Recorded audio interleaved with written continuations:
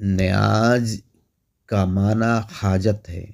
اللہ تبارک تعالیٰ کو بے نیاز کہا جاتا ہے، یعنی اس کو کسی چیز کی حاجت نہیں ہے۔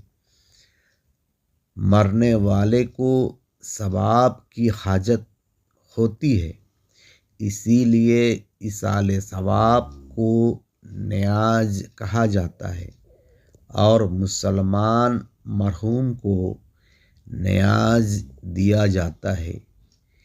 کافر بدعقیدہ کو ثواب نہیں پہنچتا، اسی لیے اس کو نیاز دینا حرام ہے۔ اگر کوئی ارادتاً نیاز دیتا ہے تو دینے والا کافر ہو جائے گا، کیونکہ حرام کام کو جائز سمجھنا کفر ہے۔ یہی وجہ ہے کہ صرف مسلمان مرحوم کو نیاز دیا جاتا ہے، بدعقیدوں کو نیاز نہیں دیا جاتا ہے۔